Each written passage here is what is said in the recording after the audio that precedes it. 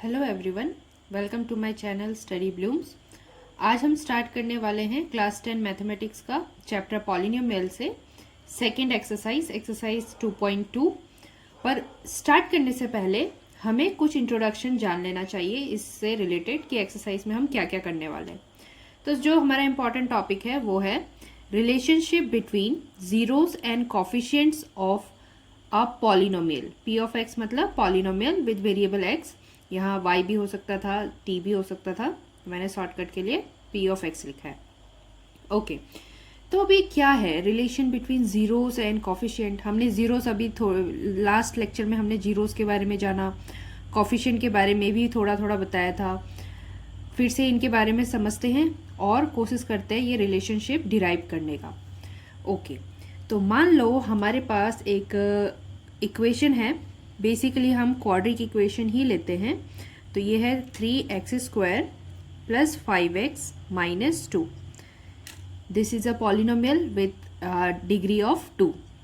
Okay, तो ये जो क्वाड्रिक इक्वेशन है ना जिसकी डिग्री 2 है, तो इसके पास मैक्सिमम 2 जीरोस होते हैं। लीनियर इक्वेशन के पास 1 जीरो होता है, क्वाड्रिक इक्वेशन के पास 2 होता है, क्यूबिक होता तो 3 होता, x raise to the power 4 होता तो हमारे पास 4 रूट्स या 4 जीरोस आ सकते थे।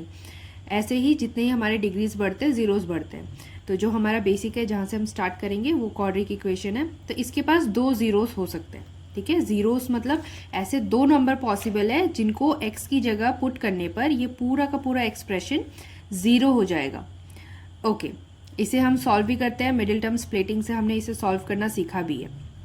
फाइन, दूसरा क्या है कॉफिशिएंट। तो कॉफिशिएंट्स क्या है, जो हमारा वेरिएबल है x² और x, इनके साथ मल्टीप्लाई में जो नंबर होते हैं उनको हम कॉफिशिएंट कहते हैं। जैसे अभी हम देख सकते हैं x² का कॉफिशिएंट है 3। इसे मान लो हमने एज्यूम किया कि दिस इज a। फिर x का कॉफिशिएंट 5 है जिसे हम एज्यूम करेंगे b। एंड ये नंबर जिसके साथ कोई वेरिएबल नहीं है, this is a constant term और इसे हम कहेंगे c। ओके, अगर हम इस तरह से कहते हैं तो एक क्वाड्रिक इक्वेशन का जनरल फॉर्म बनता है जिसको हम ऐसे लिखते हैं ax² plus bx plus c। Okay, इस प्लस का ध्यान रखना, जनरल इक्वेशन में तो प्लस होता है, यहाँ पर माइनस है। इसका मतलब ये माइनस इस नंबर का है। एक्चुअली ये कैसे रिप्रेजेंट होगा, अगर मैं इसे जनरल के फॉर्म में लिखूँ तो ये हो जाएगा 3x² प्लस 5x प्लस -2। तो जो c है वो एक्चुअली होल -2 को कैरी कर रही है according to this general formula.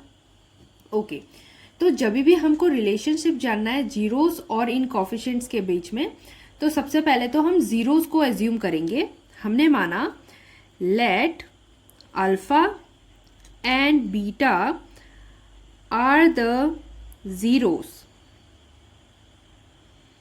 of this polynomial p of x.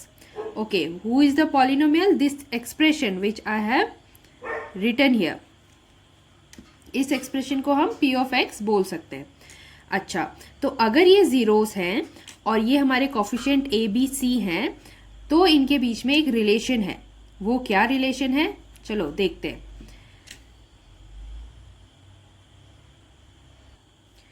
तो रिलेशनशिप हमारे 2 फॉर्म में है। पहला है सम of zeros.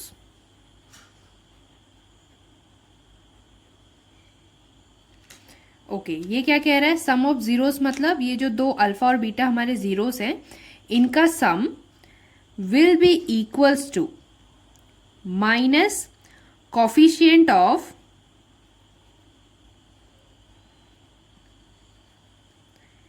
x upon coefficient of x²। अच्छा, तो अगर मैं अभी इसको एक्सप्रेस करूँ यहाँ से, coefficient of x² is a, coefficient of x is b, तो ये क्या हो जाएगा, coefficient of x is b, that means -b upon coefficient of x² is a, तो अपॉन a। ये किसके बराबर हुआ, सम ऑफ जीरोस के, यानी कि अल्फा प्लस बीटा के बराबर। तो ये है हमारा पहला एक्सप्रेशन। ओके, नेक्स्ट पढ़ते हैं। दूसरा है प्रोडक्ट ऑफ जीरोस के लिए, तो हम लिखेंगे प्रोडक्ट ऑफ जीरोस। ये क्या होते हैं? ये हैं constant term upon coefficient of x square. फिर से देखो, कांस्टेंट टर्म c है और एक्स स्क्वायर का कोफिशिएंट a है, तो हमारा एक्सप्रेशन हो जाएगा c डिवाइडेड बाई a। कौन? Product of zeros. यहाँ पे सम ऑफ जीरोस था तो अल्फा प्लस बीटा किया था, अब हम करेंगे alpha into beta. Alpha beta सुन के कंफ्यूज नहीं होना है, ये बस हम रिप्रेजेंट करने के लिए दो जीरोस को, जो कि हम मिडिल टर्म स्प्लिट करके फाइंड कर सकते हैं, उनको बस हमने अल्फा बीटा मान लिया, क्योंकि बुक में वैसे ही माना गया हुआ है। हम इसको कोई दूसरा अल्फ़ाबेट भी दे सकते थे, पर स्टाइल के लिए मान लो कि हाँ, हमने अल्फा बीटा उनको एज्यूम किया हुआ है। तो ये दो रिलेशनशिप है जिसके बेसिस पे हमने आगे क्वेश्चंस करने हैं। तो चलो अब स्टार्ट करते हैं एक्सरसाइज का क्वेश्चन और देखते हैं कि इसको कहाँ यूज करना है। अब देखते हैं एक्सरसाइज 2.2 का पहला क्वेश्चन, जो कह रहा है find the zeros of the following polynomial and verify the relationship between the zeros and the coefficient. मतलब कि पहले तो जीरोस फाइंड करना है, मतलब जो अल्फा और बीटा करके हमने यूज किया था, पहले उनकी वैल्यूज फाइंड करनी है, और फिर ये रिलेशनशिप जो हमने अभी अभी देखा इसे भी वेरीफाई करना है। कौन सा रिलेशनशिप? यही कि उन दोनों जीरोस का सम माइनस बी बाई ए के बराबर होगा और उनका प्रोडक्ट सी बाई ए के बराबर होगा। ओके, तो कैसे करेंगे देखते हैं। सबसे पहले तो हमारे पास यहाँ पर एक क्वाड्रिक इक्वेशन लिखा हुआ है। अच्छा, तो क्वाड्रिक इक्वेशन को हमें जीरोस फाइंड करना है, तो हम इसको इक्वल टू जीरोस में लेंगे और इसका मिडिल टर्म स्प्लिट करने की कोशिश करेंगे। मिडिल टर्म स्प्लिट करने के लिए क्या करना पड़ता है? सबसे पहले तो तीनों के कोफिशिएंट्स का हमें पता होना चाहिए। अगर किसी को अभी भी कोफिशिएंट में दिक्कत है तो मैं फिर से एक बार सिंप्लीफाई कर देती हूँ। एक्स स्क्वायर के आगे कुछ भी नहीं लिखा है, इसका मतलब यहाँ पर 1 एज अ कोफिशिएंट है। ओके, तो फिर अब ये इक्वेशन कैसा दिखेगा? 1x स्क्वायर फिर -2, क्योंकि हमारा जो जनरल इक्वेशन था वो पॉजिटिव का था, तो -2 एक कोफिशिएंट है, वो किसका है? वो x का है। एंड एट लास्ट -8, ये माइनस भी इस नंबर के खुद का है, क्योंकि हमारा जो जनरल इक्वेशन है वो पॉजिटिव वैल्यूज को लेता है। तो ये जो ब्लैक लेटर्स में मैंने लिख दिया, ये हमारे कॉफिशिएंट्स है। कॉफिशिएंट्स है मतलब हाईएस्ट डिग्री वाले के कॉफिशिएंट को हम a मानेंगे, फिर उससे छोटे डिग्री को b मानेंगे, और जो सबसे लास्ट में है कांस्टेंट उसे c मानेंगे। इसका ध्यान रखना, कभी कभी पैटर्न उल्टा पुल्टा करके भी देते हैं, तब तुम्हारा a b गड़बड़ हो जाएगा। ओके, तो हमारे पास a b c है। मिडिल टर्म स्प्लिट करने के लिए क्या करना पड़ता है? सबसे पहले तो हमें a और c का प्रोडक्ट चेक करना पड़ता है। ये बहुत ही बेसिक तरीके से मैं समझा रही हूँ, बार बार मैं इस तरीके से नहीं फॉलो करूंगी फिलहाल के लिए, ताकि अगर किसी को बिल्कुल मिडिल टर्म स्प्लिटिंग नहीं आती तो उसे आ जाए। तो देखो, पहले a और b को लेना है, जैसे a इंटू सी, तो यहाँ पर 1 इंटू -8 है, तो दिस बिकम्स -8। माइनस को अभी हम नहीं ध्यान देंगे, सिर्फ 8 को ध्यान देंगे। इस 8 को हमने फैक्टराइज करना है। ओके, फैक्टराइज कर लेते हैं। 8 को 2 से फैक्टराइज किया तो 2 4 जा, अगेन 2 से जाएगा, 2 2 जा, फिर 2 से जाएगा, 2 1 जा। ये हमारा फैक्टराइजेशन। ओके, इसके बाद हमें ये देखना है कि कैसे हम इन फैक्टर्स को यूज करके दो टर्म में हम इनको यूज करेंगे और उसका -2 या 2 बनाएंगे। क्या मतलब हुआ? ये क्या बोल दिया? तो एक्चुअली हम फैक्टर्स के ग्रुप बनाते हैं, ऐसे ग्रुप्स जिनको सॉल्व करने पर हमें b जो हमारा है वो मिल जाए, या तो ऐड करके या तो सब्सट्रैक्ट करके। फॉर एग्जाम्पल, मैंने पहले दो फैक्टर्स लिए जिनका प्रोडक्ट 4 बनता है, मतलब उनकी वैल्यू 4 है, एंड आखिरी वाला फैक्टर इसके साथ प्लस या माइनस कर दिया। तो अगर मैं 4 + 2 करती हूँ तो वो 6 देता है, ये हमें नहीं चाहिए। पर अगर मैं 4 - 2 करती हूँ तो ये हमें 2 देता है। ओके, -2 चाहिए पर 2 तो आ गया। जैसे मैंने यहाँ माइनस को ध्यान अभी के लिए छोड़ दिया था, वैसे ही अभी इतना ध्यान अभी इसके लिए भी हम छोड़ सकते हैं, बाद में हम इसको मैनेज कर लेंगे। तो आगे क्या करें, ये वाला सेट तैयार हो गया 4 और 2 का। एक्चुअली 4 2 जा 8 ही होता है क्योंकि वो फैक्टर से ही आया है, और 4 को 4 से 2 माइनस करने पर 2 आता है। तो हमारा नेक्स्ट स्टेप क्या होने वाला है हम लिखेंगे एक्स स्क्वायर, माइनस अभी बाहर रहने दो, हमने अंदर 4x में से 2x को माइनस करना है। इसका भी ध्यान रखना, फैक्टर्स के समय हम बस नंबर्स को सॉल्व करते हैं, पर जब इसको लिखते हैं तो ये 2x है पूरा, तो यहाँ पर भी 4x माइनस 2x करके लिखते हैं। Okay, then -8 equals to 0। इतना तैयार हो गया। अब ये जो माइनस की प्रॉब्लम थी ना, अब ये सिंप्लीफाई हो जाएगा। एक्स स्क्वायर ब्रैकेट खोल देंगे माइनस का, तो माइनस और +4, तो ये हो जाएगा -4x, माइनस और -2 ये हो जाएगा +2x, -8 इक्वल्स टू 0। अच्छा, तो अब क्या हुआ, अब हमारे पास वो दो फैक्टर्स आ गए -4 और 2, जिनको मिलाकर -8 आता है। ये अपने आप हो जाता है अगर तुमने सही फैक्टर्स लिए हैं, और धीरे धीरे प्रैक्टिस हो जाए तो फिर इतने स्टेप्स करने भी नहीं पड़ते, डायरेक्ट हम यहाँ से स्टार्ट कर सकते हैं।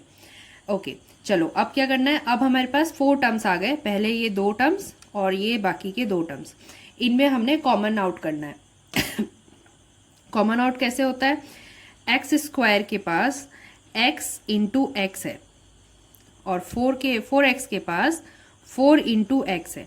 जो भी दोनों में सेम है उसे हम बाहर निकाल देंगे। जैसे एक एक x को बाहर कर दिया ब्रैकेट से, तो अंदर हमारे पास पहले टर्म में x बचा विथ माइनस साइन, दूसरे टर्म में 4 बचा, राइट। फिर अब यहाँ देखते हैं +2x है, 2x का मतलब 2 इंटू एक्स, और 8 का मतलब होता है 2 इंटू 2 इंटू 2। तो यहाँ पर हमें 2 कॉमन मिल रहा है विथ प्लस साइन। जो थर्ड टर्म का साइन है वो इम्पॉर्टेंट है, प्लस साइन के साथ 2 बाहर चला गया, यहाँ बचा बस x, और यहाँ 2 2 जा 4 -4। ठीक है, अगेन अब हमारे पास बस 2 टर्म रह गया, पहला टर्म दूसरा टर्म।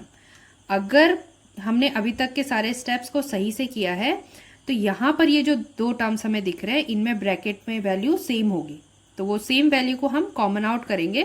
तो हमने x -4 बाहर ले लिया, तो पहले टर्म में बचा बस x और दूसरे टर्म में बचा बस +2। इस तरह से हमको 2 फैक्टर्स के पैटर्न मिल गए। अब फैक्टर्स क्या है वो भी पता नहीं है, उसको हमें फाइंड करना है। कैसे फाइंड करेंगे, हम करेंगे 0 आइदर और प्रोसेस, क्योंकि दोनों का प्रोडक्ट 0 है, तो या तो हमारा फैक्टर पहला 0 है या तो दूसरा 0 है।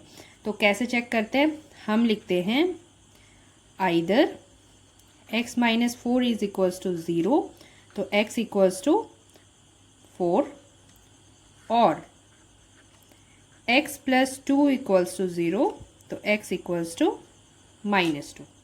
तो ये आ गए हमारे पास 2 रूट्स।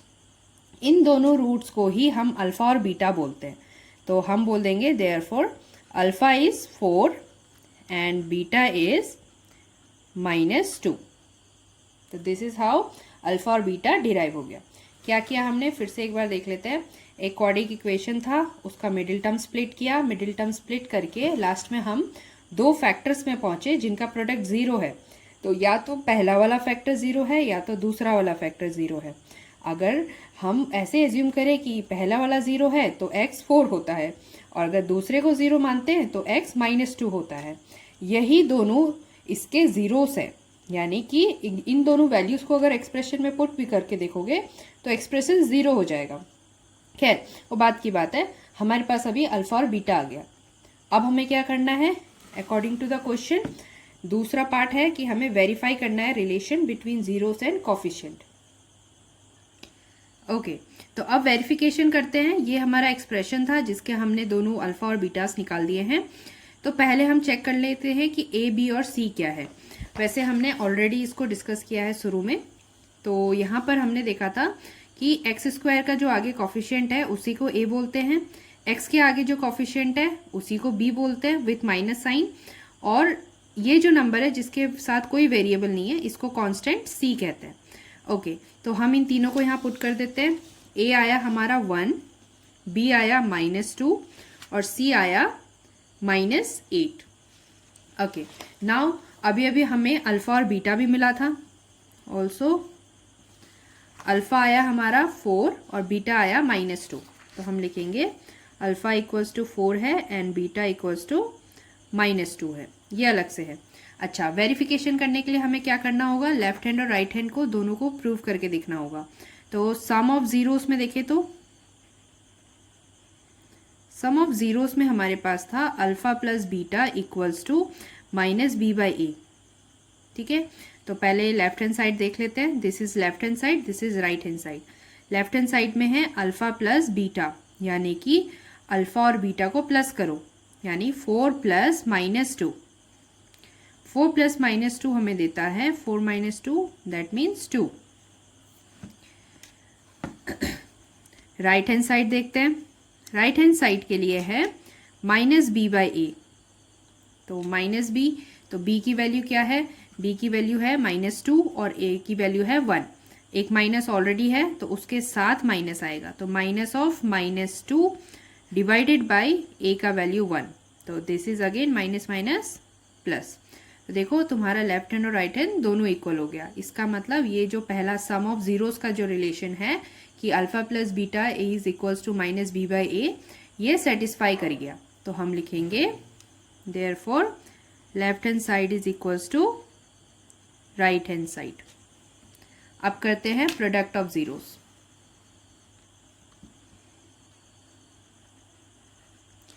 प्रोडक्ट ऑफ जीरोस के लिए हमारे पास है alpha into beta equals to c/a। तो फटाफट से लेफ्ट हैंड साइड LHS में आ जाएगा अल्फा इंटू बीटा। इसका मतलब जो तुम्हारे अल्फा और बीटा आ रखे हैं 4 और -2, इन दोनों का प्रोडक्ट, तो 4 into -2 that means -8। And right hand side में हमारे पास है c/a, तो उसकी वैल्यू डाल देंगे। हमें c क्या मिला हुआ है, हमें c मिला हुआ है -8, a मिला हुआ है 1। तो हमें लिखना है -8 divided by 1 which is again -8। तो इस तरीके से हमारा प्रोडक्ट ऑफ जीरोस भी सेटिस्फाई हो गया। Therefore LHS is equals to RHS and hence the relationship is verified. अब देखते हैं क्वेश्चन नंबर 1 का सेकेंड पार्ट, जिसमें फिर से हमारे पास एक क्वाड्रिक इक्वेशन है जिसका वेरिएबल s है और हमें इसको पहले मिडिल टर्म स्प्लिट करके जीरोस फाइंड करने हैं और फिर उसका रिलेशनशिप वेरीफाई करना है जीरोस और कोफिशिएंट का। ओके, फटाफट से कर लेते हैं। अब ज़्यादा डिटेल में नहीं जाएंगे। This is a, this is b and this is this is a, this is b and this is c। a और c का प्रोडक्ट 4 होता है। हमने 4 को फैक्टराइज करना है। ऑब्वियसली 4 को फैक्टराइज करने से तो 2 इंटू 2 ही मिलेगा। इन दो फैक्टर्स को सम या सब्सट्रैक्ट करके हमें 4 लेकर आना है। ऑब्वियस है, 2 - 2 तो 0 है, 2 + 2 पर ही काम बनेगा। तो हमने लिख लिया 4x² माइनस बाहर ही छोड़ेंगे जब तक माइनस है, ठीक है, और अंदर लिख दिया 2s + 2s, क्योंकि हमने 4 बनाया है और वो प्लस करने पर बना है। माइनस बाहर लिखेंगे ताकि हमारा जो नेगेटिव पॉजिटिव का साइन का दिक्कत होता है वो सॉर्टेड रहे। यस, इक्वल्स टू 0 नहीं भूलना है। ओके, तो अभी हो जाएगा 4s² - 2s है ना, minus plus minus, minus plus minus. Okay, +1 equals to 0। अब हमारे पास 4 टर्म्स है। 4 टर्म्स है, पहले 2 टर्म में से कॉमन लेंगे, दूसरे 2 टर्म में से कॉमन लेंगे। अच्छा, कैसे होता है, यहाँ पर हमारे पास 4 है यानी कि 2 इंटू 2 है, और फिर s भी है यानी कि s इंटू s है स्क्वायर में। अच्छा, दूसरे टर्म में हमारे पास 2 इंटू s है। क्या क्या कॉमन जाएगा, एक 2 दोनों के पास से चला गया, एक s भी दोनों के पास से चला गया। कहाँ गया, ब्रैकेट के बाहर गया। इसे कहते हैं कॉमन आउट करना। तो जब 2s बाहर चला गया तो पहले में हमारे पास एक 2 और एक s बचा, फिर माइनस साइन है बीच में और इधर कुछ नहीं बचा। ओह, तो जहाँ कुछ नहीं बचता है वहाँ पर हम 1 एज्यूम करते हैं, तो दिस 1 इज हियर। ठीक है, अब ये जो दूसरा बाकी 2 टर्म्स है इनमें कॉमन आउट करना है। तो इसके पास तो 2 इंटू s है और 1 के पास तो 1 इंटू 1 बस है और कुछ नहीं है। क्या इनमें कुछ कॉमन है, नहीं, कुछ कॉमन नहीं है। तो तब क्या करें, तब हम फिर से एज्यूम करते हैं कि s के साथ 1 भी तो है, तो हम 1 कॉमन लेंगे। प्लस एक और चीज़ का ध्यान रखना है कि ये जो साइन होता है थर्ड टर्म में, जो साइन होता है, this is first term, second term, third term, third term का जो साइन होता है वो हमेशा कॉमन आउट होता है, यानी कि हमें माइनस को कॉमन करना ही पड़ेगा, बाहर लिखना पड़ेगा। तो अगर हम माइनस को कॉमन लिखेंगे तो फिर यहाँ बचेगा क्या, दोनों में से माइनस कॉमन जाना है, माइनस चला गया तो इसके पास प्लस बच जाएगा, प्लस में से माइनस जाता है तो फिर माइनस बचता है, क्योंकि प्लस का मतलब होता है दो माइनस होना। तो अगर एक माइनस में कॉमन कर दूं तो एक माइनस सेव हो जाता है। यहाँ ऐसे समझ सकते हैं कि प्लस का मतलब एक प्लस दो माइनस, और माइनस का मतलब होता है एक माइनस और एक प्लस। तो हमने क्या किया, दोनों में से माइनस उठा लिया, ये माइनस और ये माइनस उठा लिया। तो अगर ये माइनस उठा के बाहर लिख दिया तो अंदर हमारे पास 2s के पास पहले तो पॉजिटिव है तो 2s रह जाएगा, और 1 के आगे प्लस में से एक माइनस जाने के बाद माइनस रह गया, यानी कि -1 हो जाएगा, इज इक्वल्स टू 0। ठीक है, अब देखने वाली बात यह है कि अगर ब्रैकेट में दोनों वैल्यू सेम है, this bracket and this bracket value same है, इसका मतलब हमने सही किया है। हमें अब बस 2 टर्म बच गए और इन दोनों में से कॉमन आउट करना है। हमने यहाँ पर 1 कॉमन लिया हुआ है। ठीक है, ओके आगे बढ़ते हैं। ब्रैकेट में से हमें मिला 2s - 1, और बचा क्या, ब्रैकेट चला गया तो इधर 2s बचा और इधर -1 बचा, इक्वल्स टू 0। अब आगे हमारे पास दो फैक्टर्स, इन्हीं को हमने अब फिर आइदर और की तरह सॉल्व करना है। तो हम करेंगे either 2s - 1 is equals to 0 और 2s - 1 इक्वल्स टू 0। तो यहाँ से आ गया 2s इक्वल्स टू 1 और s इक्वल्स टू 1/2, और इधर से आ गया 2s इक्वल्स टू 1 और s equals to 1/2। Okay sorry, तो 2s इक्वल्स टू 1 था तो s हो गया 2, इधर आके डिवाइड हुआ तो 1/2, 2s इक्वल्स टू 1 था तो s इक्वल्स टू हो गया 1/2, 2 मल्टीप्लाई में इधर आके डिवाइड हो रहा है। तो ये दो हमारे पास जीरोस है, इन्हीं को हम लोग अल्फा और बीटा मानते हैं। तो अल्फा हमने ले लिया 1/2 और बीटा हमने ले लिया फिर से 1/2। यहाँ पे दोनों सेम आ रखे हैं, कोई प्रॉब्लम नहीं है, सेम आ सकते हैं। अब हमें इनको वेरीफाई करना है। तो अब वेरीफाई करने के लिए हमारे पास अल्फा और बीटा दोनों की वैल्यू है, इसे हम यहाँ लिख लेते हैं कि alpha is 1/2, beta is again 1/2। और हमारे जो a, b और c है, शुरू में हमने इसको डिस्कस कर लिया था कि a की वैल्यू 4 है, b की वैल्यू -4 होगी और c की वैल्यू 1। इसे भी हमने यहाँ पे नोट कर लिया, a 4, b -4, c equals to 1। अब वेरिफिकेशन में आते हैं। पहला था sum of zeros that equals to -b/a, या फिर alpha plus beta is equals to -b/a। इसे वेरीफाई करने के लिए लेफ्ट हैंड साइड में जो कि अल्फा प्लस बीटा होता है, इनकी वैल्यूज डाल दो, लाइक 1/2 प्लस 1/2, सेम डिनोमिनेटर, तो हमें मिलेगा 2/2, दैट मीन्स 1। तो लेफ्ट हैंड साइड का आंसर 1 है। राइट हैंड साइड का आंसर देखते हैं, दैट इज -b/a। -b/a करने पर -b यानी कि 4, b का वैल्यू 4 है। जब b का वैल्यू 4 है, -4 है और एक माइनस यहाँ ऑलरेडी है, तो हम माइनस में -4 लिखेंगे, whole divided by a value है 4, तो इट बिकम्स -4/4, तो ये हो गया 1।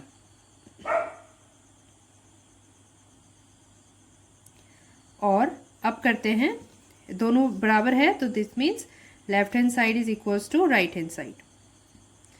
अब बात करते हैं प्रोडक्ट ऑफ जीरोस का।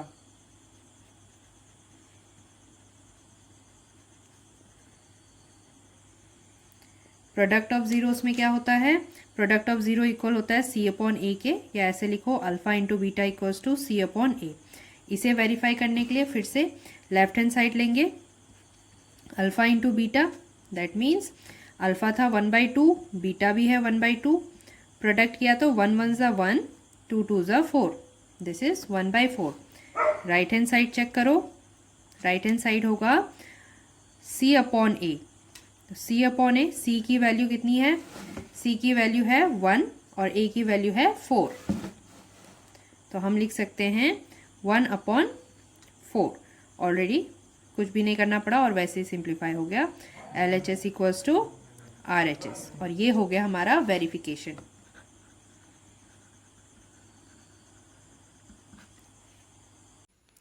अब करते हैं एक्सरसाइज 2.2 क्वेश्चन नंबर 1 का थर्ड पार्ट।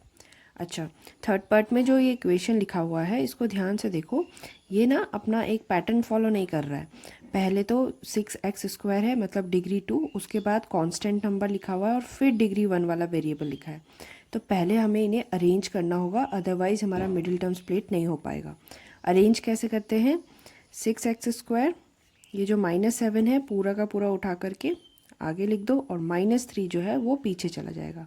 याद रखना, जब भी हम एक टर्म को उठाते हैं तो उसके साथ उसके आगे का साइन भी उसके साथ जाता है। तो ये -3 इसके साथ आया है, -7 यहाँ से इधर आया है। तो ये हो गया हमारे पास इक्वेशन। अब हम इसका मिडिल टर्म स्प्लिट करेंगे। मिडिल टर्म स्प्लिट करने से पहले हम इनके ए, बी और सी को डिफाइन कर लेते हैं। This is a, -7 is b और -3 इज़ सी है। तो अब हमें ए और सी का प्रोडक्ट देखना है। 6 3 ज़ा 18, 18 को फैक्टराइज करो, 2 9 ज़ा 3 3 ज़ा 3 1 ज़ा। तो हमारे पास आ गया 2 × 3 × 3। अब हमें इसे जोड़ तोड़कर 7 बनाना है। तो कैसे करेंगे? पहले तो इन दोनों को ले लो, 3 2 ज़ा 6 होता है और यहाँ पर है 3। ओके, यानी 6 + 3 9 हो जाएगा।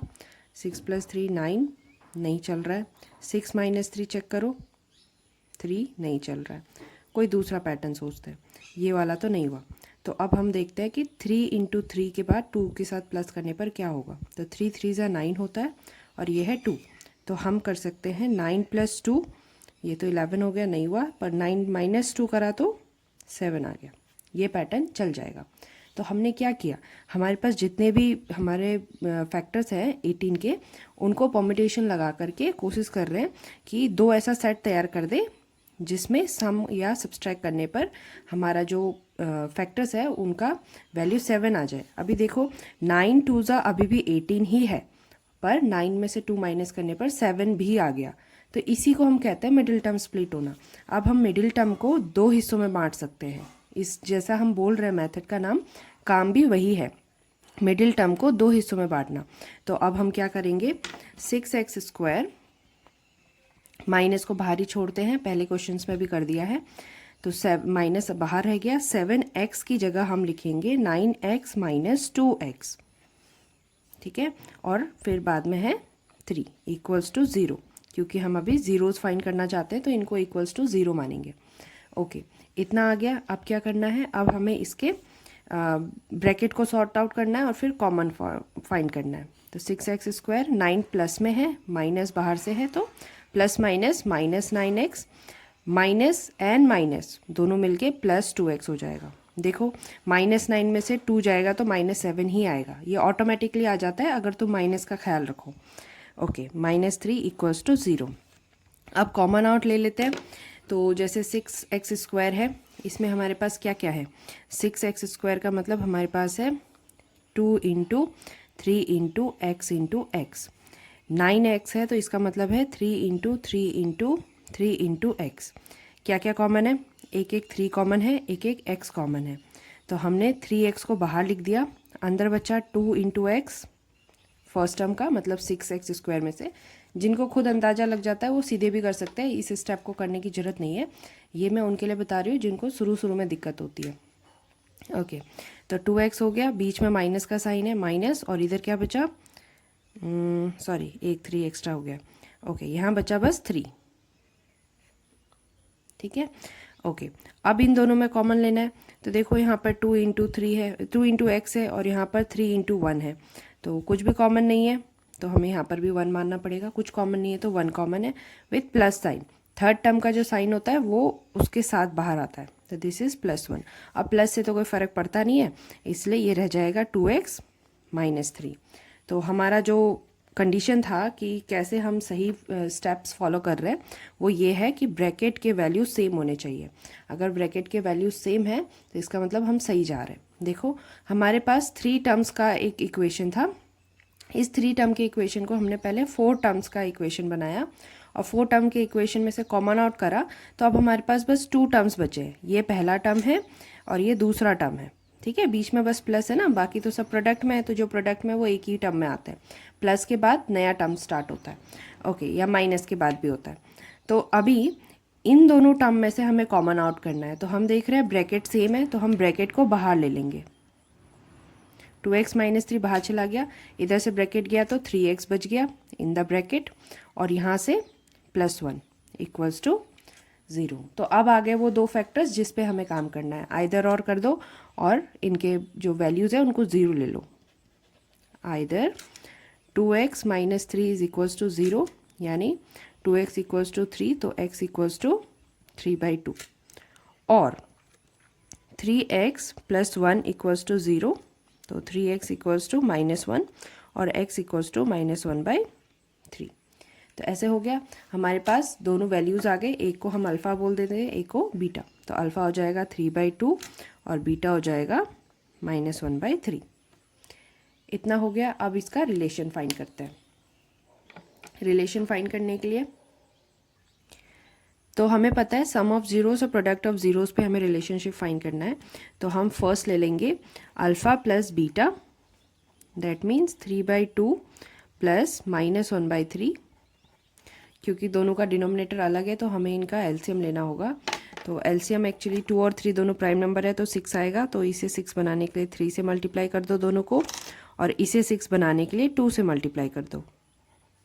तो अब हमें क्या मिल रहा है, 3 3 ज़ा 9 अपॉन 6 प्लस माइनस माइनस 2 1 ज़ा 2 अपॉन 6।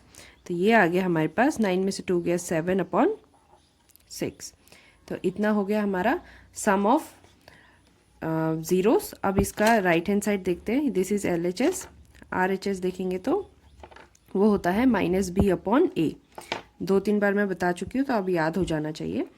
तो ये है -b/a, और हमने जब एक्सप्रेशन स्टार्ट किया था तो हमने a, b और c की वैल्यू देख ली थी कि b इज़ -7, a इज़ 6। तो अब हम क्या लिखेंगे, माइनस फॉर्मूले का, और b का खुद का वैल्यू -7 है और a का वैल्यू है 6। तो सॉल्व करके हमें क्या मिल रहा है, 7/6। देखो दोनों का इक्वल है ना, LHS is equals to RHS। तो जैसे ही दोनों इक्वल होते हैं हमारा पहला स्टेटमेंट वेरीफाई हो गया। पहला स्टेटमेंट क्या था कि sum of zeros is equals to -b/a है, मतलब coefficient of x upon coefficient of x²। Okay, second करते हैं जिसमें प्रोडक्ट ऑफ जीरोस की बात करिए। LHS में देखेंगे तो अल्फ़ा इंटू बीटा होगा, दैट मीन्स 3/2 मल्टीप्लाई बाय -1/3।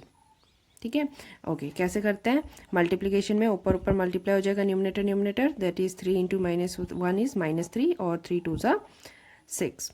थोड़ा सिंप्लीफाई हो सकता है, 3 के टेबल में दोनों जाता है, तो 3 1 ज़ा 3, 3 2 ज़ा 6, तो ये हो जाएगा -1/2। ओके, दूसरा जो हमारा राइट हैंड साइड था, right hand side is c/a। तो c/a को अगर हम लोग वैल्यू फाइंड करें तो here c is -3, a is 6। Value put करते हैं, c का वैल्यू -3, a का वैल्यू 6, और सिंप्लीफाई हो सकता है, 3 से जाएगा, 3 1 जा 3 2 जा, तो ये हो जाएगा -1/2। Again left hand is equals to right hand, तो हम लिखेंगे LHS इक्वल्स टू RHS। तो ये हो गया रिलेशनशिप वेरीफाइड। हमने क्या किया, पहले तो हमने क्वाड्रिक फॉर्मूला लगाया और अपने अल्फ़ा और बीटा फाइंड करे, है ना। तो अल्फ़ा बीटा फाइंड होते ही हम वेरिफिकेशंस के लिए आ गए। वेरिफिकेशन में हमने left hand side right hand side करके 2 इक्वेशन सॉल्व करी। पहले तो सम ऑफ जीरोस पे अप्लाई किया -b/a, और फिर प्रोडक्ट ऑफ जीरोस पे अप्लाई किया c/a। दोनों इक्वल आ रहे हैं, हैंस चीज़ें वेरीफाई।